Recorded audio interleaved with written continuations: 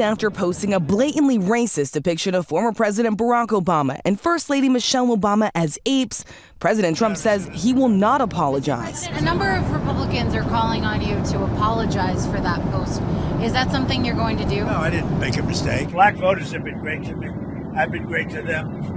And I am, by the way, the least racist president you've had in a long time, as far as I'm concerned. Look, I think the reason that Donald Trump did this, that he engaged in this whole process where, to your exact point, we didn't see an apology for hours and hours and hours and hours, is because he is a small, petty, fragile man who cannot take responsibility for his own actions. And the second reason, frankly, is because he is a racist. And we have seen Donald Trump engage in racist activity in the past, numerous times. We watched as Donald Trump took out a full-page ad in the New York Times calling for the execution of 5 black kids for murdering someone who they did not murder. We saw Donald Trump start his political career by denying the citizenship of the first black president. And right now, we're watching a secret police force rove around the country so that they can round up brown and black people for the crime of being brown and black in this country. And to claim then that Donald Trump is somehow not racist is just to deny what we can all see with our own eyes. What's up, everybody? Major Retired Richard Ojeda here, and Donald Trump just got called out worse than Kid Rock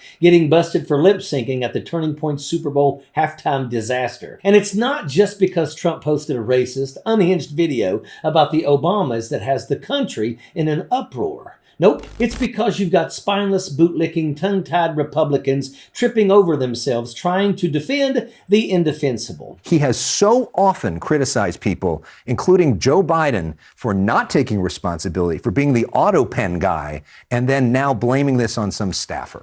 The latter part of his statement on Air Force One, they said, would you be offended? Or he said, I didn't like it. I wouldn't like it either. I mean, this was the question. And did you apologize? Are you sorry? And he said, I'm not sorry because I didn't do anything wrong. He didn't see it, so he's not apologizing for that. And honestly, the amount of information that President Trump intakes from his staff and then goes through, he saw the Georgia fraud, they pass it off to his staffer. This is truly how it works. They clip it up and put it on his Truth Social. I believe his statement, and I don't think he had racist intent in the least. Katie, you don't have to do this. Like, you don't have to debase yourself for Donald Trump in the way all of these Republicans debase themselves for Donald Trump. His claim that this was the fault of some staffer. What was the staffer? A 79-year-old with swollen ankles who, is weirdly attracted to his daughter?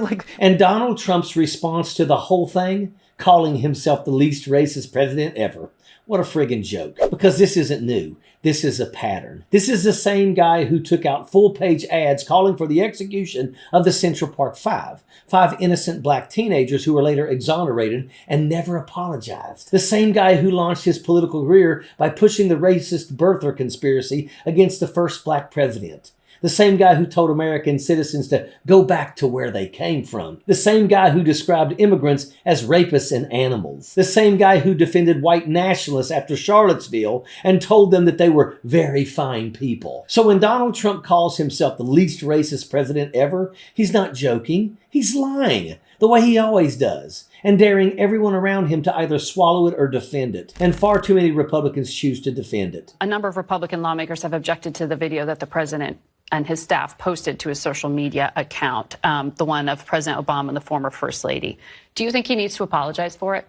It's up to the president. And I know the president claimed the video was credible, also claimed he had watched it, but then not seen that part of it with the racist. It was at the very end. It was at the very end for 1 second. It was really weird. The president of the United States and his staff, wouldn't you expect that they actually look at what they do before they do it? The president of the United States should not be worrying about all the people that are upset with him. If he's doing that, he's not keeping our country safe. Donald Trump and his followers cannot admit the possibility of ever being wrong about anything. So they double down in lies, fantasy, delusion, disinformation, distractions, anything to escape responsibility. But these lies, dismissive attitudes, and free passes that MAGA gives Trump have to be confronted. Because if they're not, they'll drag us all over the cliff with them, toward losing our democracy and setting up an apartheid-style system that pits the haves against the have-nots. These people aren't confused. They aren't misinformed. They're scared. Scared of losing donor money. Scared of a MAGA primary. Scared of being attacked online by Trump himself. So instead of doing their jobs, they choose self-preservation. So instead of having a conscience, they choose cowardice. Instead of accountability and truth, they choose deflection and distraction. Instead of humanity and equality, they choose bootlicking. Why? because that's the MAGA way. And once again, the point Brian Tyler Cohen put right in their faces stands out like a sore thumb. You don't have to do this. And you know who does want to keep this going? You know who wants to push this lie all the way to the bitter end?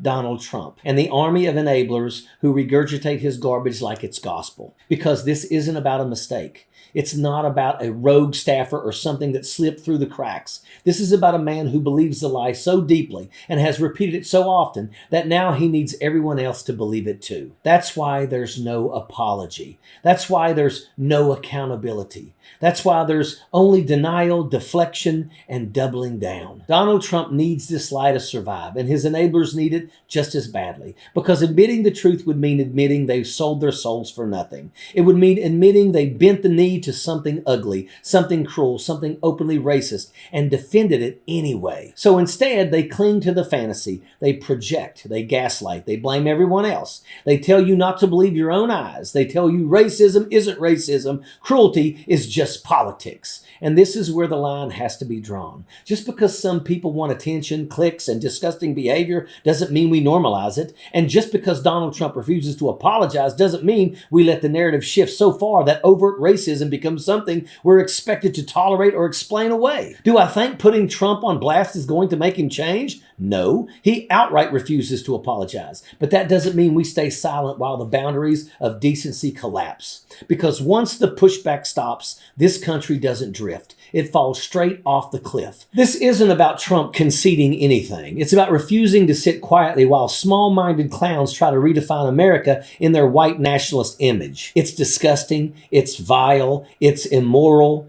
and we don't have to accept it. And that's why Brian Tyler Cohen's line lands so hard, because it cuts through all the excuses, all the cowardice, all the bootlicking. You don't have to do this, and neither do we. We are standing together to end this nightmare. And that is an absolute fact. Sappers clear the way, airborne all the way.